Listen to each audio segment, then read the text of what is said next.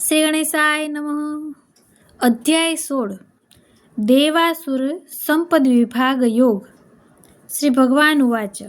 ભગવાન બોલ્યા, ભયનો સર્વથા અભાવ, અંતઃકરણની અત્યંત શુદ્ધિ, જ્ઞાન માટે યોગમાં દ્રઢ સ્થિતિ અને સાત્વિક દાન, ઇન્દ્રિયનું દમન, યજ્ઞ, સ્વાધ્યાય, કર્તવ્ય પાલન માટે કષ્ટ સહન કરવું અને શરીર, મન, વાણીની સરળતા રાખવી, અહિંસા, સત્ય બોલવું, ક્રોધ ન કરવો, સંસારની કામનાનો ત્યાગ કરવો, અંતઃકરણમાં રાગ દ્વેષજન્ય ઉદ્વેગ ન થવો, ચાળી ન કરવી, પ્રાણીઓ પર દયા રાખવી, સાંસારિક વિષયમાં ન લલચાવવું, અંતઃકરણની કોમળતા, અકર્તવ્યતામાં લજ્જા, ચપળતાનો અભાવ તેમજ તેજ, ક્ષમ્ય, ધૈર્ય, શરીર શુદ્ધિ, વેરભાવ ન હોવા, માન ન ઈચ્છવું વગેરે. હે અર્જુન, દૈવી સંપદા પ્રાપ્ત મનુષ્યના લક્ષણ છે.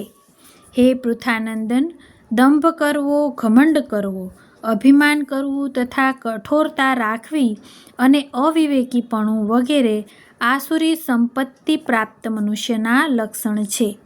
દૈવી સંપત્તિ મુક્તિ માટે છે અને આસુરી સંપત્તિ બંધનકારી છે. હે પાંડવ, તું દૈવી સંપત્તિને પ્રાપ્ત થયેલ છે, તેથી તું શોક ન કર. આ લોકમાં બે જાતના પ્રાણીઓની સૃષ્ટિ છે, દૈવી અને આસુરી. દૈવીને તો મેં તને વિસ્તારપૂર્વક વર્ણવી. હે પાર્થ, તું મારી પાસેથી આસુરી સંપત્તિને વિસ્તારપૂર્વક સાંભળ. આસુરી પ્રકૃતિવાળા મનુષ્ય શેમાં પ્રવૃત્ત થવું અને શેમાં નિવૃત્ત થવું તે જાણતા નથી. તેમનામાં બાહ્ય શુદ્ધિ, આચરણ તથા સત્યપાલન વગેરે ગુણો હોતા નથી. તેઓ કહ્યા કરે છે કે આ સંસાર આપોઆપ કેવળ સ્ત્રી પુરુષના સંયોગથી જ ઉત્પન્ન થયો છે. આ દ્રષ્ટિના આધારે ચાલનાર મનુષ્ય પોતાના નિત્ય સ્વરૂપને માનતો નથી. તેમની બુદ્ધિ જગતનો નાશ કરવા માટે જ વપરાય છે.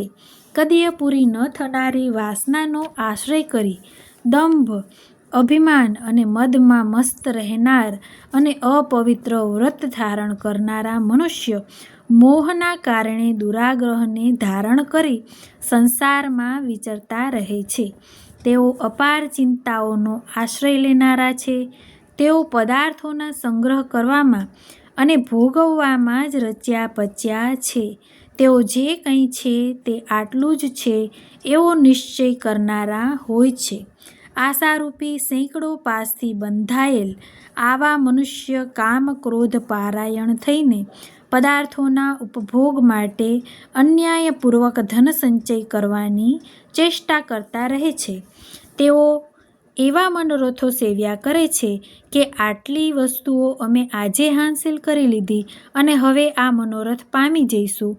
આટલું ધન તો અમારા પાસે છે જ, આટલું ધન બીજું થઈ જશે. પહેલો શત્રુ તો અમારા વડે મરાયો, બીજા શત્રુઓને પણ અમે મારી નાખીશું. અમે ઈશ્વર એટલે કે સર્વસમર્થ છીએ. અમે ભોગ ભોગવનાર છીએ.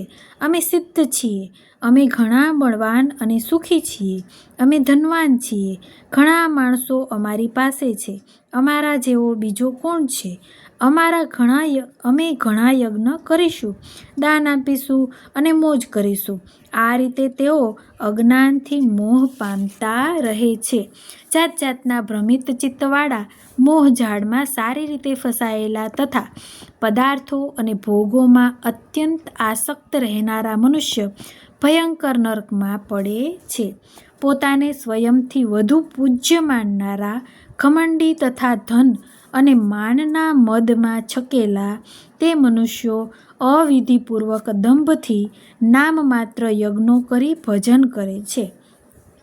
અહંકાર, હઠ, ઘમંડ, વાસના અને ક્રોધનો આશ્રય કરનારા એ મનુષ્યો પોતાના અને બીજાના શરીરમાં રહેનારા મુજ અંતર્યામીનો દ્વેષ કરે છે તથા મારા અને અન્યોના ગુણમાં દોષ નિહાળે છે.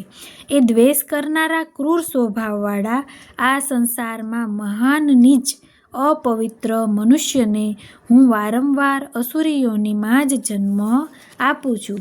હે કુંતીનંદન, મૂઢ મનુષ્ય મને ન પામી ને જન્મ જન્માંતરમાં આસુરી યોનિને જ પામે છે.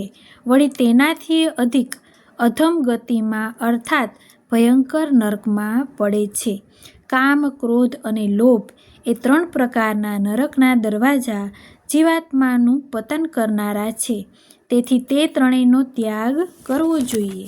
હે કૌંતેય, નરકના આ 3 દરવાજાથી રહિત થયેલો મનુષ્ય પોતાના કલ્યાણનું આચરણ કરે છે તો તેથી તે પરમગતિને પામી જાય છે.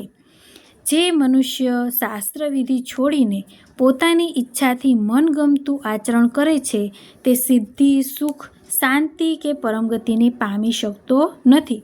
માટે કર્તવ્ય કે અકર્તવ્યની વ્યવસ્થામાં શાસ્ત્ર જ પ્રમાણ છે તેમ જાણીને તું આ લોકમાં શાસ્ત્રી વિધિથી નિયત થયેલ કર્તવ્ય કર્મ કરવા માટે તું યોગ્ય જ છે.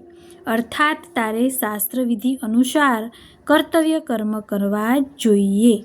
શ્રીમદ્ ભગવદ્ ગીતાના શ્રી કૃષ્ણ અર્જુન સંવાદમાં દેવાસુર સંપત્તિ દ્વિભાગ યોગ સંપૂર્ણ.